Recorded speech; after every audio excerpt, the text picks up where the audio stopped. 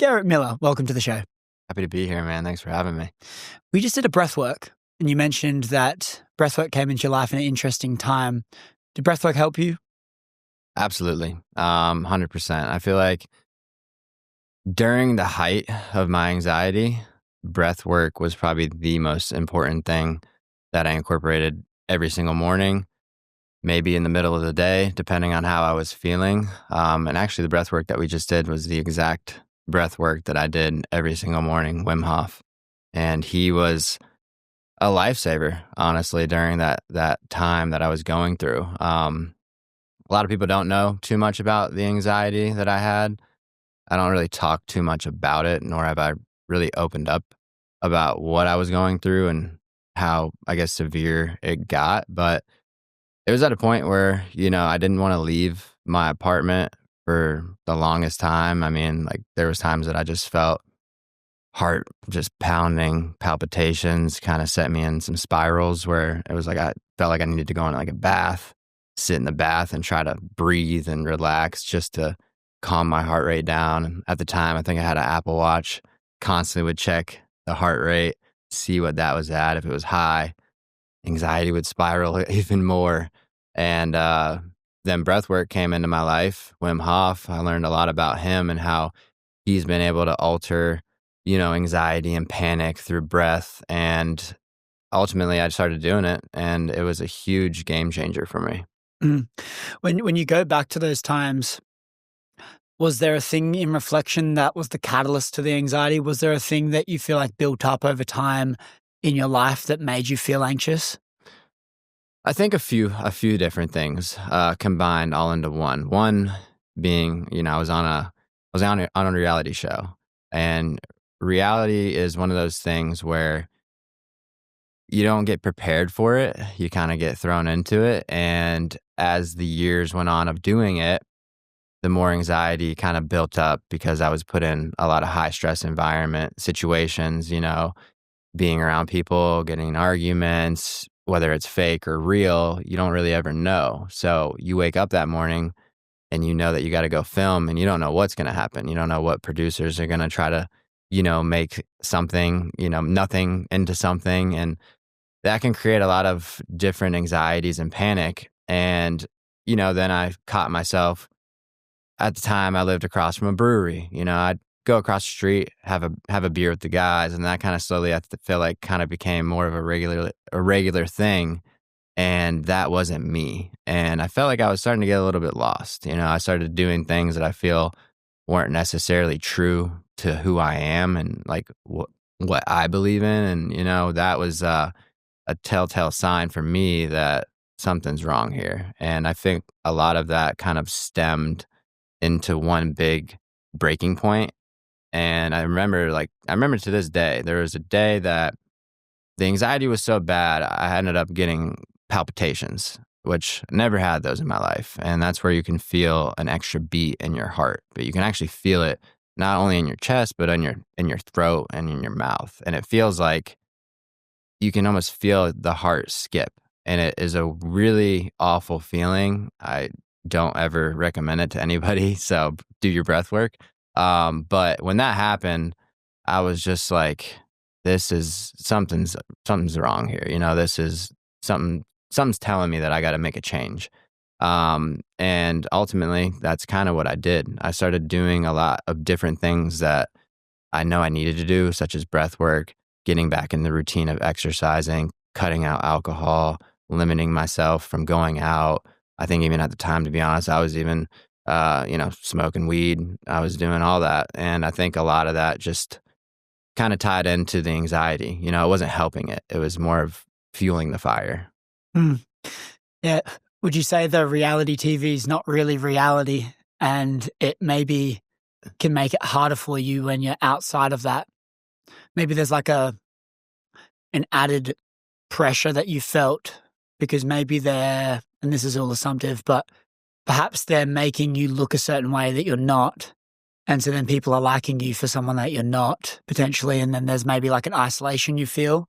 Do you feel like that might have been the case? I mean, in terms of, obviously when it comes to reality, of course, they can make you look any sort of way, when it comes to editing. I think a big thing for me is when I got onto the show, I told myself I wanted to stay true to who I am, no matter what the situation was. Whether it was at a party, they were offering drinks. I knew that there was consequences that came after it, such as if you drink, obviously that leads to you getting drunk. You being drunk on camera leads to thousands and millions of people seeing you on national TV. I already had that in the back of my head. So I was very aware of that, and I was very strategic when it came to filming, to where I was actually lucky enough that the show, it made me look kind of who I am, just being humble, being a good person, and not being like, I guess, like an asshole or something like that. And I was aware of that, and I wanted to make sure that I kept that image. But at the same time, you do get put in sticky situations. You do have the whole world looking at you. It creates a lot of, stress and anxieties when you're going out in public. You have people coming up to you. You almost got to look and be at your best, possible behavior, because you never know who's watching. And, they see you on TV and then they see you in real life. They could be like, well, I saw Garret in real life. Maybe I'm out having fun with my friends at a club, just enjoying myself. I get put on video and I think I'm like some crazy party guy, or, I'm just like absolutely just doing something wrong. They can kind of twist it in any way that they want to. And that was something that I always thought about as well, which was kind of tiring at times, because it was just like, you want to have fun, you want to be a human. And when you constantly have that pressure, it can kind of add up over time. Mm. Take me back to before reality TV. So you started filming the show when you were 21? 21, yeah, it was when I started. And so what was life like before that?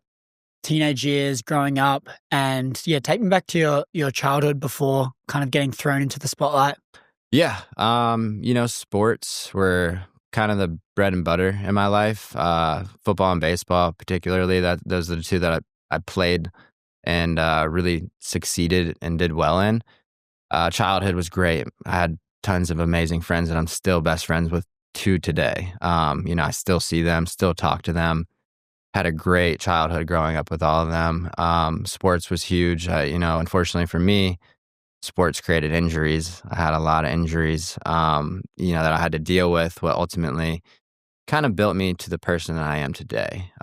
Playing football and baseball throughout high school, I had 3 major surgeries back to back to back, 3 years in a row. I think they started sophomore year, junior year, and senior year. I tore my labrum in my right shoulder playing baseball, sliding head first, and had surgery. Fast forward the next year, playing football, I tore my ACL and meniscus playing football. Next year, tore the same labrum and the same right shoulder senior year. So that in itself was also a huge impact on me, in my childhood. I was only 15, 16, 17 years old, going through major surgeries, and obviously sports were kind of life, like I thought I was going to the NFL. I thought I was going to the MLB. That was obviously the goal. That was the dream. Had a great career playing in high school that maybe that could have been possible, but God had other plans. And, I kind of went with that. And I never kind of got down on myself about them. Obviously it was tough, but I've always been a person that I think you need to persevere through those times. I think it helps you grow as a person. And I think every time that I had one of those surgeries, I came out a better person. Even during the times that I couldn't walk, it's just like you're grateful for the times that you can walk and you look at life in a different perspective. So that was kind of like, growing up, I would go to the beach a lot too. Being from Siesta Key in Sarasota, the beach was 15 minutes away from our house. So that was kind of the hangout. I was always outside, playing manhunt with kids at night, just enjoying life as I think a kid should do. There wasn't so much of the technology that there is nowadays. I think I got my first iPhone, or maybe Instagram came out when I was a freshman in high school. It's kind of crazy to think about now and see where the world's at. But yeah, so that's kind of what childhood was like. Yeah. So sport was obviously a big part because I'm relating to this. I was playing high level sports back home in Australia, and it becomes your like life, right? Like it's the dream, it's what you want to do, and it's a cool thing to strive towards too. I think it's also something that's supported a lot of the time. Like parents are probably more willing a lot of the time, people playing sports than maybe starting a business or something like this, Yeah. and so it is that supported thing, and it's good fun, and it's great. When was the turning point where you stepped away from sport, and what was the reasoning behind that? Yeah. So I still know to this day that when that day came, I actually went to a school. It was Warner University was the name of it. I was in Lakeland, Florida, and I had some buddies that played on the team for baseball. And I drove. I got a tryout. I drove 2 hours to go do the tryout. Went there, did great. They offered me a scholarship to come play for the team. And it was one of those things where I was at a point in life where I had obviously gone through all those surgeries, and the school itself, I didn't know if it was a fit. I didn't know if I necessarily saw myself being there for the next, 2 to 4 years. And ultimately, I was like, I love training. I love working out. I love still being involved with sports. And I had a real one-on-one conversation with myself on the drive home after that tryout. And I was like, gosh, is today the day that I walk away from playing, or do I do it? And ultimately, I decided I want to get into training and being a trainer for athletes. I was like, how can I still be in the same world and still do the same kind of training and still kind of get that competitive edge without having the injuries and being somewhere where I necessarily don't feel at home. And ultimately, that's what I did. Got certified in sports nutrition, strength and conditioning, and did all that. And there's still parts of me that look back on that day of a little bit of regret, not trying to maybe go play. But then also, I believe everything happens for a reason, because fast forward, I want to say maybe 3 to 4 months after I decided to take that leap and leave sports, I got the call for the reality show. And that was like, kind of like I felt God speaking to me, like, hey, you have something else to go do now. And I kind of looked at it like that ever since. Hmm. Yeah. Yeah, it's cool. I love the lens of everything's meant to be. There's so much. It's so freeing, like embodying that, because then you have trust in the highs and lows, right? Like it's all Hmm. kind of meant to be. I think when I look at my life, I I find the moments where I can have the most peace are the best moments, and I think when you have trust, it can unlock peace a lot more. Like you can Absolutely. feel this level of just trust that it is all meant to be. And so for you in that time, it's fascinating to know this like pivot in your life, because as we alluded to earlier, you kind of like got thrown into this different life of reality TV. Talk to me about those early stages of that and when your life really started to change. You started getting stopped on the street, and how long was this process, and how are you feeling and navigating through that early phase of being public and being this figure? Yeah. It was it was weird. Yeah. It was weird. It really was. I remember sitting on the night that the first episode came out for Siesta Key. We were all at a house watching it together. Obviously, we were on Instagram, doing our stuff, going live, like, creating, people to tune in and things like that. And I just remember the episode ended, and I looked at my phone, and my following went up, I want to say 40 to 50,000 followers in one night, something like that. And I was just like, what just happened, And not only that, it was also very weird for me to see myself obviously on on TV. I never, what's funny is when I did the show, we filmed, and even my parents were the same way. I told them about it, and I was like, "Oh yeah, I got this cool thing. It's called Siesta Key. MTV's buying it. They're gonna publish it and put it on, MTV and on the air." And they're like, "Oh yeah," like, and I even myself, I didn't really believe it. I'm like, I'm not gonna believe it until it actually airs. So even now, all throughout summer as we filmed, I still had this like weird feeling. I'm like, I still feel like this isn't real. I'm like, I don't see this coming out and being on actual TV. And then sure enough, July of 2017, I think, is when that first episode aired. And to see it actually being on TV was very surreal. I felt almost awkward still. It's just weird seeing yourself for the first time. Like, I was just like kind of thrown off by it. So when that happened, it was kind of like a trickle effect. Like, every single week, new people were tuning in, more people were finding out about it. And I think it wasn't for the very first, like, when I fully experienced, I guess, being out in public where people, I guess, noticed and knew about the show. I went to Tallahassee. There was a hurricane in Florida back in 2017. I think it might have been Irma, maybe was the name of it. And so me and my brother packed up my car, got in my car. We went to Tallahassee just to go hang out and have fun in Florida State, since that's where I went for a year for school. And I had a lot of friends that still live there. So we get there. It's Friday, a happy hour. We're all going to go out. I'm getting ready just as I normally would. As soon as I get there and step foot into the happy hour, a bunch of people came up to me and were asking for photos, saying, "Oh, you're from Siesta Key." And here I am, like, I'm not even thinking about that. I'm just like, I'm there with my friends. I'm like, not even like, it was weird, and it was kind of weird to deal, like, not to deal with, but to go through. It kind of took some time to adjust to that.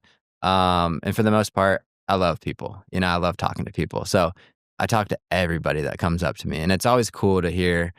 They obviously want to hear from me, but I like it. It kind of striked conversations for me to get to know other people as well, which was really cool. So that was nice. I got to meet a lot of great people. Yeah. It's an interesting frame, that you being able to, okay, I'm going to get to know other people. I find that's actually a more of a difficult thing to obtain, being put in the limelight, because you're getting so much attention. Naturally, a lot of people can struggle with that from an ego standpoint and like a I'm better than you standpoint. Right. And so, like, getting to know the other person is like more of like they isolate themselves by gaining, and there's like a level of isolation because it's like, oh, I'm doing this thing, I'm getting all this notoriety, and then they like inflict this pressure onto them. It would be a cool world if everyone could adopt that same mind of going like, yeah, I'm just a normal guy, like, let me chat with you. Did you struggle from an ego standpoint, being put in the limelight and really things like blowing up very quickly? Was there any part of you that really struggled with that in terms of just like the ego and letting it get in the way?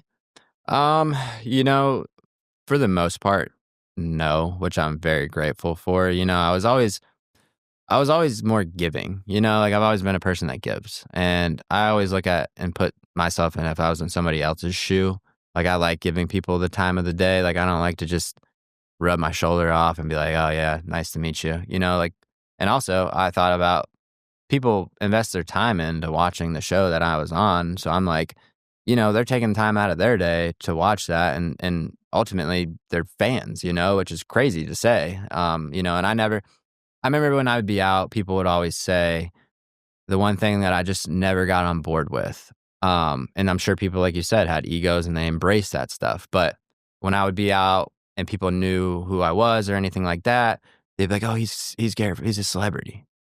The word celebrity, I just didn't like. I didn't like hearing it. I didn't like people saying that about me, because I'm just, like you said, I'm a normal guy. I'm a human being. I was lucky enough and blessed enough that I got the opportunity to be on the show.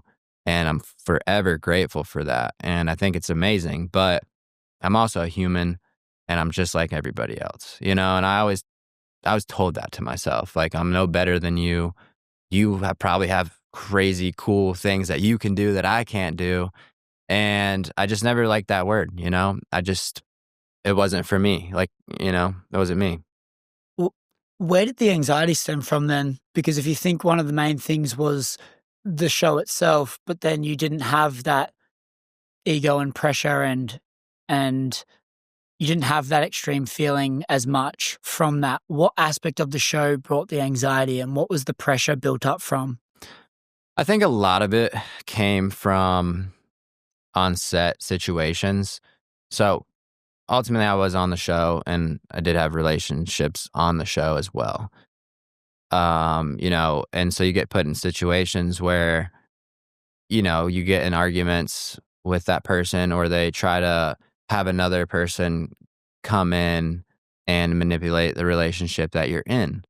So to deal with that, it's a lot of thinking. It's a lot of like, you have to be on your toes of like what you need to say, what you need to do.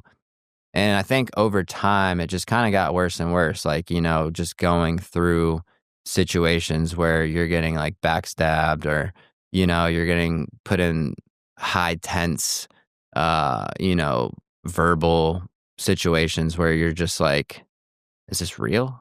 Like, did they actually do that? And you start second guessing yourself. And that was kind of hard, because it was a constant thing that I had to wake up and know that I had to go to set, and I'm almost like, what's going to happen today? And it's constant pressure of you not knowing, and your real life is obviously put onto the show. So you have to be careful. And I feel like I was always trying to be careful, but then if something got out, say in real life, the thing is like, outside of cameras, whatever you did, they would find out. And then they would try to bring that into the show. So that made it, hard. So how often were you shooting? So for each season, we would shoot for, I want to say, what was it, like 2 to 3 months maybe? So, Right. and so every day for 3 months? not Basically. every day. So it was usually 5 days on, 2 days off. And out of those 5 days, though, you might not shoot all those, all 5. You might maybe shoot 3, depending on how busy. Well, that's the thing, depending on how much drama you're giving them. The more drama that you have, the more airtime you get. So that was also another big factor when it comes to reality TV, is like, the more drama you're giving, the more the producers want to see you on camera, the more that you're offering, the more that they want you to be there, the more, airtime you're going to get. So for me, that was difficult because, of course, that was another thing. The more airtime you get, the more that you're seen in the episode, that also ties into you getting paid. So, if you're not giving drama, they could cut you out of the episode. You don't get paid for your time that you were there. So that was tough. Damn. Okay, so the whole reality TV scene comes down to how much drama you can bring. A lot of it. Because I guess the reason people are watching it because they love drama. Of course. And so you strip away the drama, then no one's going to watch it, then the whole cogs don't even go in motion. It's boring. Right. So the whole aim of the game to win in reality TV is just to bring the most drama. So to have the most amount of a character, and then you win. Practically. So to do that, you need to overextend yourself, and you can't really be yourself. You kind of need to. You need to go outside of the. You need to like put yourself up on a bit more of a amplify everything that you're doing in order to make it reach. Yep, exactly. And that was tough for me because I didn't want to. Like I said in the beginning, I had this like image that I obviously want to keep, which is being who I am. So that was such a hard thing for me to constantly like worry about, but give enough to where I'm giving enough drama to still be a part and on the show, but not too much to where it's like, then I'm going down a different route and allowing them to make me look a different way than I don't want to look, you know? Tell me about that line and what's actually going on in your mind during that phase. I'm just, what I'm drawing it back to now is when I was, and did you leave the show on your own accord? Did you get kicked off the show? How did it work? So essentially, yeah, it was kind of like a parting ways of, you know, going a different direction. Yeah, so I think back to my conversation with MTV Jesse from Nelk. Yeah. So when I was speaking with Jesse and he was talking about his struggles and challenges of being a part of Nelk, and he would like hide in his room, and he created like an apartment in his room in the mansion they lived in because he didn't want to be out with them, and he had really bad anxiety. Right. And he was talking about this line. He was going, how do I incorporate myself into the pranks and into the scenes whilst at the same time not overextending and going too far like we were, and it's not me anymore. Like, how do I keep myself but also keep myself in it? And it was this very, very blurry line. It was very hard. How did you manage like knowing how far to extend yourself so that you could keep your job in a sense? Yeah. Whilst also not like going against who you are and your character. Right. So I think for me, like you said, it was obviously it was a fine balance that you had to keep, and I tried to keep that. So like I said, I did have like relationships on the show. That was, I think, a big part of why they liked me, was that I had that going on for me. Because some people were single and they were just trying to mix in people with them, but because were they real relationships or were they? Yeah, so I actually, was in real and you relationship. met them on the show, or did you meet them and then bring them into the show? First relationship was before the show, so we got onto the show together, and then the other one was I met her on the show. Right. So yeah, it was both. Yeah, both, I guess. And those were sticky situations because then you're put in situations where you're around your ex, then you're around your other ex, and then they're with another guy, vice versa. Like, you know, it was just like a whole thing. And I think that was like a huge part on why they really enjoyed still having me, because it was like there was still the dynamic of those type of things, and there was storyline, you know. And I think that's another thing. If you have storyline, that's what they really like. So for me, being on it since the beginning, there was still so much storyline that they could like not me make, but they could make and manipulate into something. So that's kind of what they would do each season, is like, we still have Garret, there's still this person, now there's this person. How can we like shake this up a little bit? So it was constantly like that. Damn. Yeah. And so was there a point where you realized I can't keep doing this for too long? Was there a part for you where, was there a turning point at all? Ultimately, there wasn't drama anymore. There wasn't drama on my end. And ultimately, they saw that from a producing side of things. And that's kind of where the roads went separate ways. You know, once you don't have drama, you don't have a storyline they don't want to follow anymore, they ultimately can just be like, we want to move forward, you know? And that's kind of what happened. You know, I got a call, and obviously it was one of those things where it was tough because it was 5.5 years of my life of giving so much to obviously them, time, scheduling, you know, tons of different things that tied into how much I gave them. So when I got that call, it was hard. You know, it was something that I wasn't really, I guess, I kind of knew, but also didn't know if that was actually ever going to happen. Because I remember when I started on the show, I just never knew, would it ever end? You know, it feels like it wouldn't, and it feels like you could do it forever because it's just so good. You know, things are going well. But then that happened, and it was a turning point in my life, because then I was like, what do I do now? You know, what do I do, and how can I go from this and still, you know, I guess be on the path of like still doing fun things and having success with whatever it is? Because it was like that had so much to tie into a lot of things. Like I had my online coaching business, course, being on national TV helped so much with that because it's like you're getting free advertising. So I had to really start thinking about what it is that I needed to do. Ultimately, kind of sat with myself for a while, and eventually was like, hey, you have this following on social media.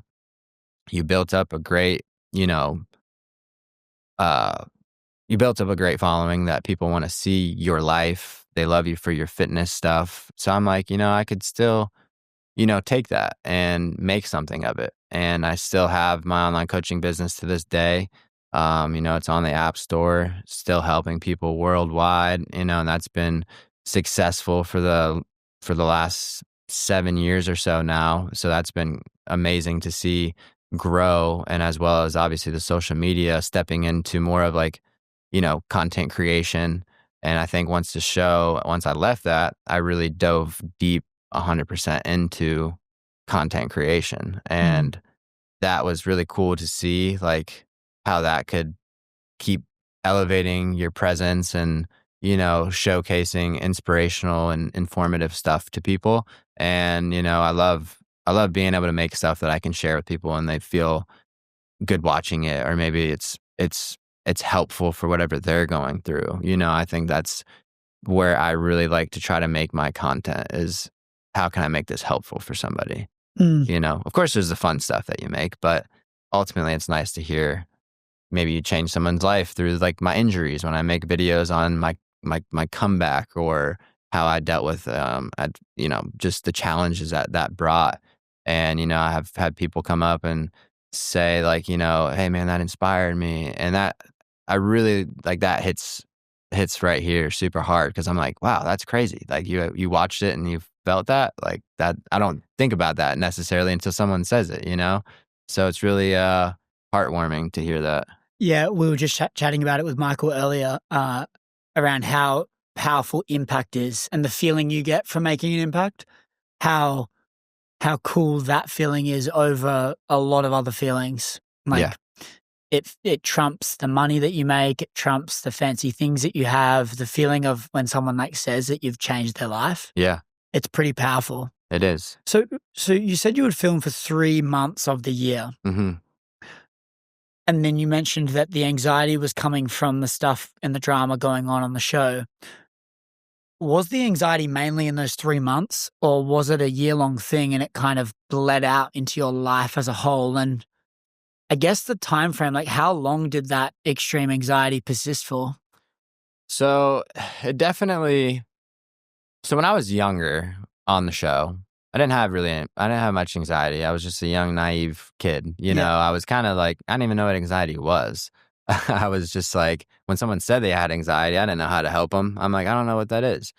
And I didn't really think about it then. And then as I got older and more aware and more things to do with, business and everyday life things, like I started, I guess, becoming more of an adult and having more things to take care of. I feel like that's was probably maybe the last 2 seasons of the show when it really started to it's really raining.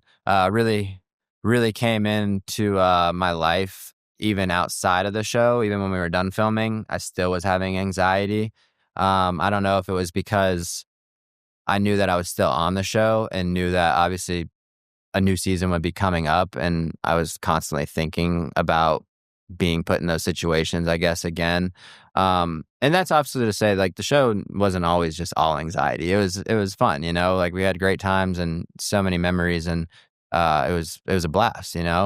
But I think as I got older and had more responsibilities, it started to affect how I felt. And like I said, when I was going out drinking, partying more than I typically would, and smoking weed and doing those type of things, those all weren't really helping. It was almost like I was going into doing those things with the underlying thought of like, I'm already having anxiety, so when you do those things it just spikes that anxiety. When I was younger and when I'd maybe have a drink or maybe I'd smoke a joint, it was all fun, because there wasn't anything else that I was thinking about. It was more of like, this is what we're doing tonight and we're going to have a good time. as I got older, more responsibilities, and I feel like a lot of people can relate on that because I've talked to friends that had the same thing happen to them, where it was like they used to be able to do those type of things, and then as they got older, it started kind of to be a burden, and they didn't enjoy it as much. Hmm. Because I feel like anxiety and feeling anxious is so common that everyone feels it to some extreme. What what do you feel like really helped you aside from the breath work? What was the thing that helped you come out of that? Friends, Friends. man. I think having good friends around you really gets you out of your own thoughts, because I was living by myself for a while, and it's a funny story. I was living by myself for a while, and then my friend Tate, he moved in with me. So it was me and him. Then my brother during COVID, he was in college at UCF. School obviously was all online. So he was like, oh, I'm not going to go to school. Like, I don't have to be here. So he came back home. So he moved in with me. So now it's me, Tate, and my brother. Then our other friend, Will, he moved down from up near North Florida down to where we live and was thinking about living down where we were. And he wasn't going to live with us, but he was like, I'm going to go stay on my friend's couch. And I was like, man, you're already with us. Like, just live with me. So he moved in. And I'm in a 2-bedroom apartment at the time. So we're already at what, 4 people? My brother's friend, Spencer, also dealing with the same thing with school, COVID, doesn't have to be there. He's hanging out with us every day too. He moves in with us. There's 5 guys in a 2-bedroom apartment. And we did that for almost a year and a half.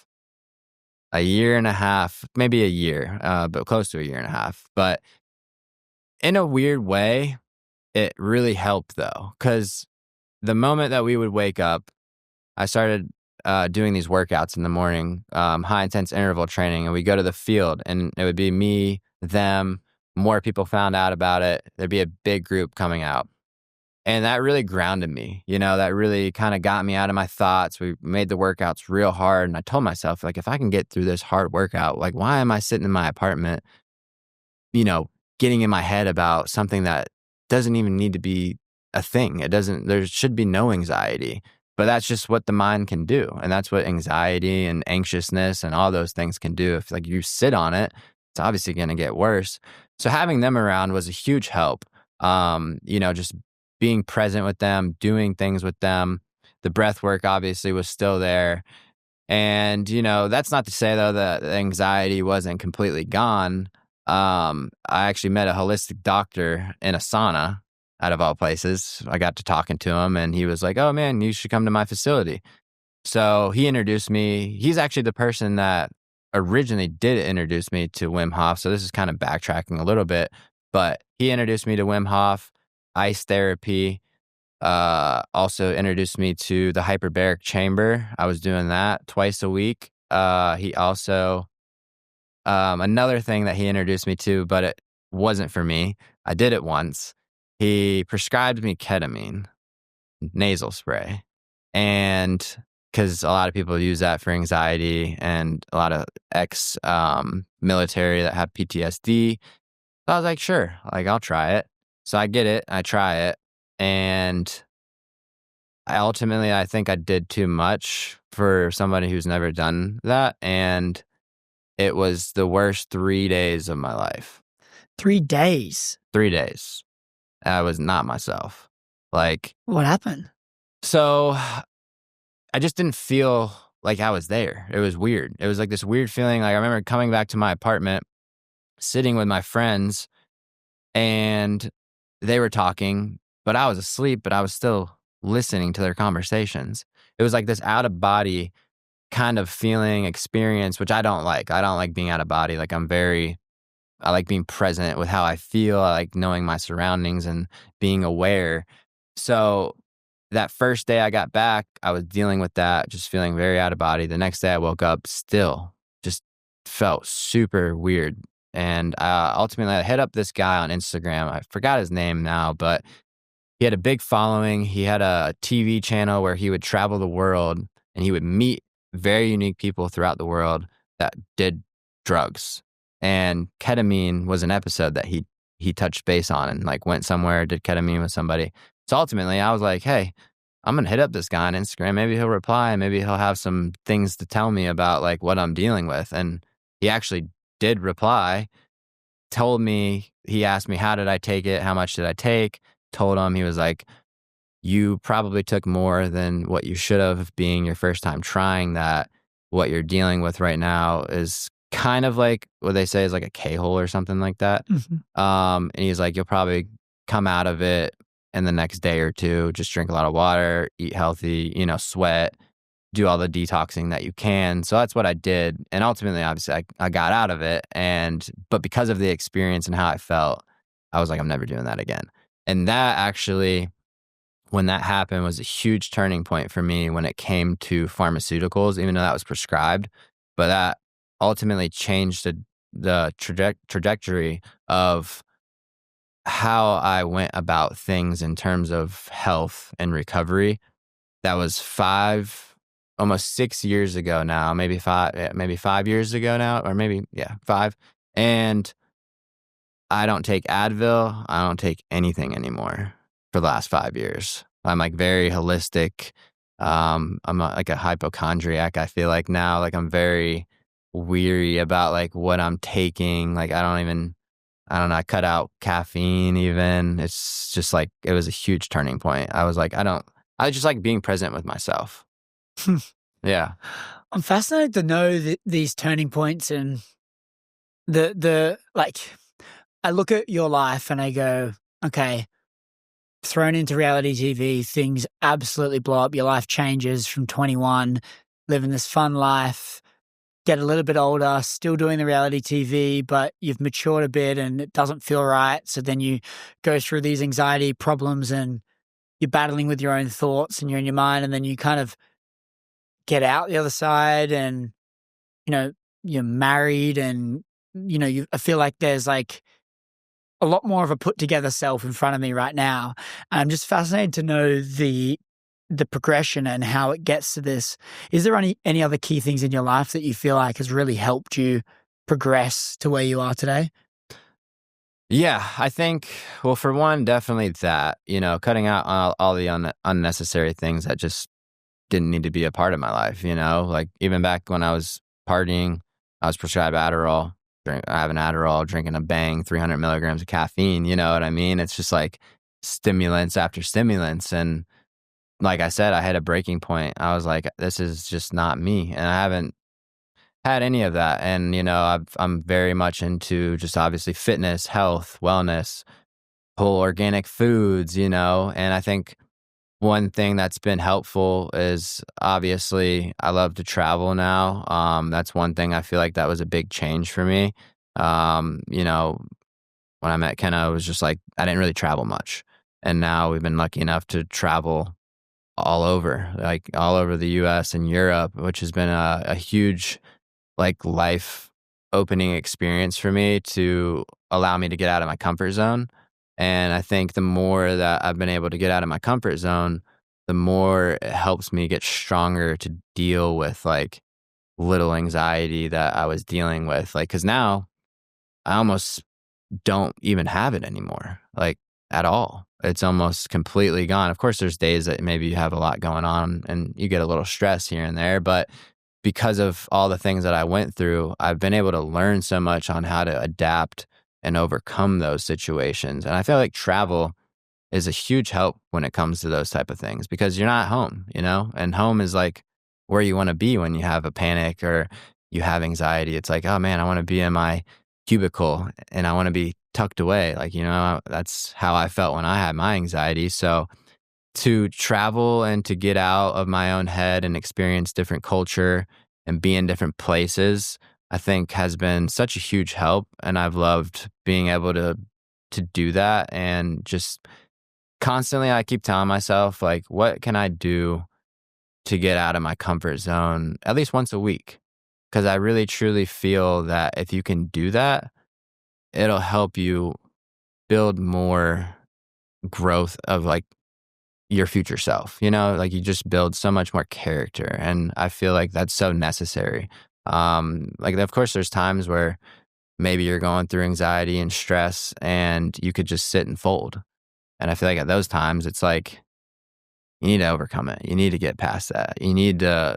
God's telling you, like, he's testing you, essentially. And I feel when he does that, it's a time that you should put your foot in front and take that step forward, and take it head on. Mm. You've referenced God a few times.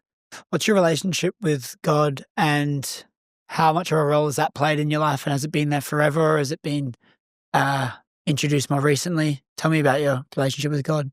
Yeah, it hasn't been there. It hasn't been there forever. I always, felt in my heart that I was like a Christian, at a young age, and always believed in God. But I'd say more so within probably the last 2 years, especially even the last year specifically. Even I've just built more of a relationship with Him, praying, being more thankful, not just asking for things, but being just more in presence with Him and thanking Him for things and looking at all the opportunities that come and know that they're not possible without Him. So I give all thanks and glory to Him every single day now. And that has built just every day. I feel like I'm finding a new relationship with Him. And I think a big thing for me where I find the most connected with God is through nature. I feel like when I'm in nature, grounding myself, I feel like the closest to Him. Like whether that's a hike, like whenever we're traveling, we do lots of hikes and we just kind of get out of the city. Like we love being out of the cities when we travel. And I feel that's almost like a connection with God, like being closer to Him, being away from all the chaos and finding a place where it's just like you're present on earth and you can just have a conversation with Him. So that's been huge. Why specifically the last 2 years? I think just learning more about Him and how, when I leave this earth, I want to go to heaven, and so I try to like just learn more and more each day. How can I be a man of God? How can I be the person that He would want me to be?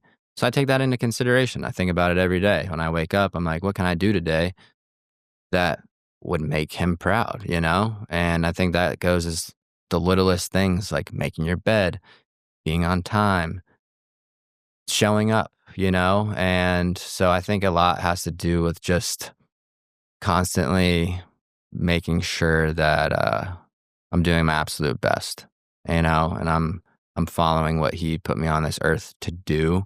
And, it's been nice to sit at night and have conversations with Him and, just feel His presence. Cause I feel like when I was younger, I didn't really think about it like that. It was more of like, maybe once in a while I would pray and be like more about asking.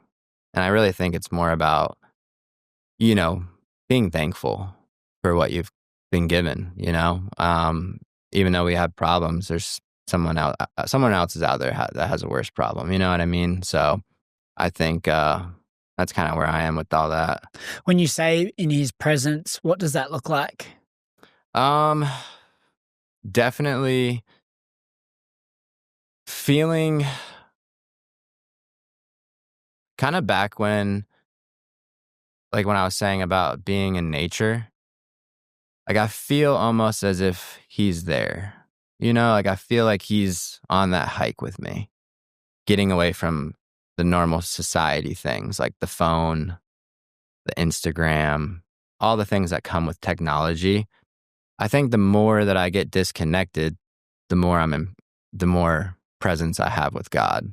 So unfortunately, there's a lot of times that I don't do that though. And that's like the hard part of like being and having a business online is like you're constantly having to be online. And that's one thing I would like to try to get a bit better about is steering away from, being on social media so much and having a little bit more of the days in the presence of God in nature and just fully submerged into just living, you know what I mean? Like I do that. Like, I try to as much as I can, but I feel like there's always more. I Mm, feel like you can do it more, you know? yeah. It's interesting. I explore this a lot with my guests. I grew up with no religion, and so it's great to be able to speak with everyone. I look at all the high achievers, and they've all got some relationship to a God, and I like to unpack their thoughts and beliefs to learn and onboard into my own life. Hmm. What role does marriage come into play? Like for you, do you feel like anything changed in your life after you got married? Do you feel like there was any level of expectation or pressure, or I don't know, did marriage change anything for you in your life? It made me a better man. It made Why me, so? I just felt, I just wanted to be the best version that I could be for her, you know? Like I want to always, I don't know, I guess I just have a vision of who I want to be in the future and try to chase that.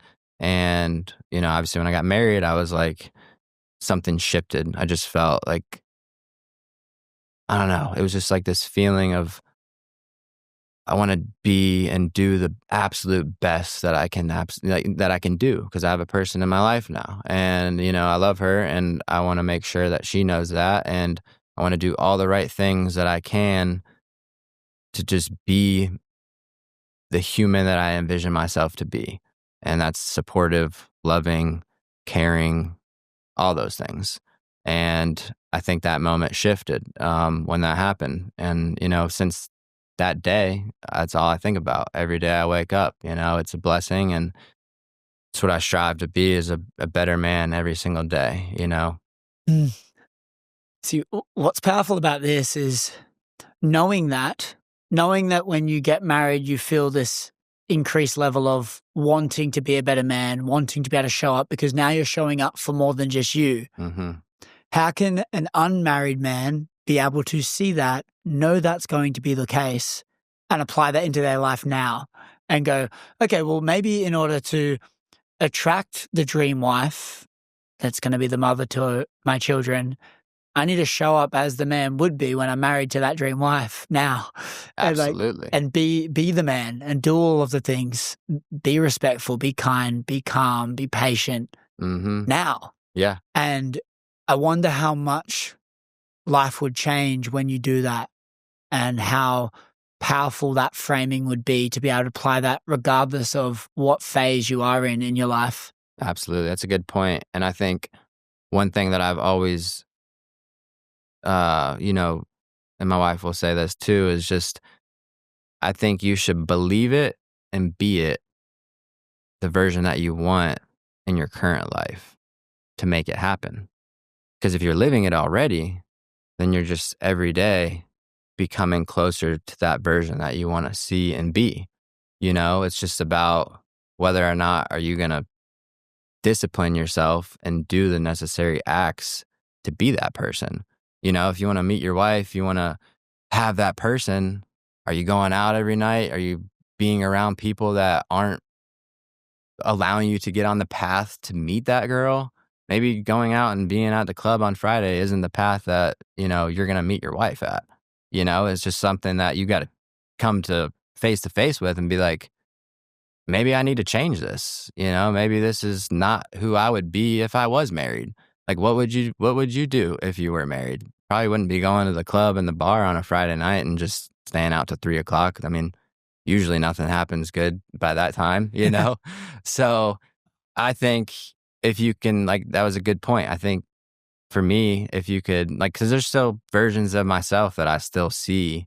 And, I still try to wake up every day to be that version. Obviously, I'm not there yet, but I feel like every day, if I can slowly progress and have small wins towards that person, eventually I'll hit that, but then that'll be the next thing. It's a constant. I don't think you'll ever get to the point, and that's what makes life fun, though. You're constantly chasing and trying to be a better version. I think that's the key. We're not going to ever get to that point, but staying stagnant isn't what we're here to do No. either.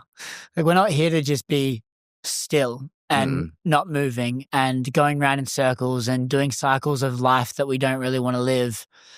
So maybe we're never going to actually reach the person because the goalpost keeps getting extended. You onboard more information, so then you realize you actually are further away, and you just keep like defining and refining uh, what that version of you can be. But I like this idea of knowing that maybe the goal is never to actually reach it, but to always have something to strive towards, some way to better ourselves, something to improve. The one thing that I know for certain isn't powerful is doing the same thing over and over again if it doesn't serve you. Yep. And yeah. Um, if you were like looking at your life now, fast forwarding, you've gone through this journey, which I think it's cool because I love being able to hear what goes on behind the scenes of, say, reality TV and what that looks like, just because I feel the drama-led TV shows are the ones that get the most amount of views, which is damaging in a sense because it makes people feel like their life needs to be filled with drama. Yeah. Yeah. When in reality, I don't think the drama is fun. It's fun to watch somebody else's drama. Yeah, but when until you're it's in it, yours. That's yeah. where it's like you don't want to deal with it, because I could even me being on it. Obviously, I've been at home and a shows came on, and you get hooked in 5 minutes because you're like, oh, I want to see what John and Sam have happened to them next, and it's like, unfortunately, that's the sad truth of like when you get tapped into reality watching it. It can definitely drag you in. You wanna find out what's going on in that person's life, and I feel like that's the same thing with like social media. You wanna when someone's really putting their life out there, people want to follow it. They're Mm. interested. Yeah. So if you're looking at your life now, what is the things and the elements that you're really trying to focus on in your life now you're outside of that? What have been the things that have been exciting you? What's been your focus in life at the moment? And what kind of season would you say that you're in? Yeah. Um, I'd say I just recently got out of my like lonely chapter season. I feel like, Mhm. when we moved up here, so I moved from Florida to Georgia. We've been up here for about a year and a half now, and it's been amazing growth, and just being in a new place, experiencing it. We have 3 dogs. We're near the mountains, so going on hikes with them, like doing things that we couldn't do in Florida. And all that's been amazing. And I think for a while though, I was like, working out by myself. I have a whole home garage gym, and I'm coming from Florida where I have all my friends and family and community and all that. So that piece was missing a little bit, with how I had my group workouts. I didn't really have that. And I was kind of focusing on myself for a while, which I needed to do. I kind of needed to just come up here, do what I needed to do, have my head down, focus, and it was great. And then eventually I hit a point where I was like, I think I'm ready to get out of that chapter and go explore Georgia a bit more. Got involved with the Run Easy Run Club, going to that on Thursdays. I started doing the workouts that I would do in Florida here on every Saturday morning. So I built up a good community now. So I feel like right now at the phase that I'm in my life right now is a really positive. I have a lot more creativity, a lot more motivation at the moment. I'm striving to build my business up more with like online coaching, as well as just still chasing dreams. Recently, 2-3 months ago, I went out to LA and was a part of a film out there for acting, which was great. So, obviously that's always a pursuit, and that's been fun. And yeah, man, just kind of trying to just chase and keep doing what I can do every single day to reach where I want to be. But I Mm. feel like it's just constant growth, And I feel like I'm in a very good place, and I think there's a lot of uncertain things in the future right now, but all good that I'm excited for. What do you mean uncertain but good? Um, I guess just you know, a lot of growth I feel is in the future coming soon.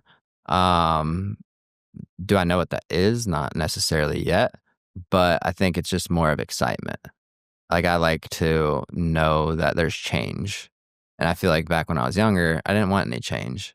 I didn't want to leave Sarasota. And now I'm like, where can I go? What can I see? And that interests me. And I think that's just where growth comes into play. I feel like that's where character comes into play, being in new places, seeing and meeting new people. And I don't know, I just have some plans to try to get out and do more of that. That's cool, dude. Yeah. I appreciate you coming on the show. I think it's really cool to hear. It also hopefully will inspire people that maybe feel anxious and alone that they're They're not. not, because everyone really is going through that. Is there any message you want to leave people that maybe are in that state that you're in? Yeah. Don't be afraid to tell somebody you're going through that. I feel like I had such a strong viewpoint on I didn't want people to know I had anxiety or was dealing with what I was dealing with. Like even my friends, I didn't really want to tell them.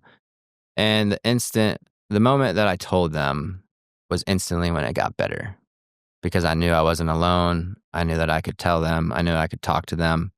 And that really helped. It helped relieve a lot of that pressure. And I feel like for the longest time, I held on to that pressure. So, yeah, if you have anxiety and panic, know that you're not the only one. And a lot of people are going through it, but there's always solutions to overcome them and grow from them.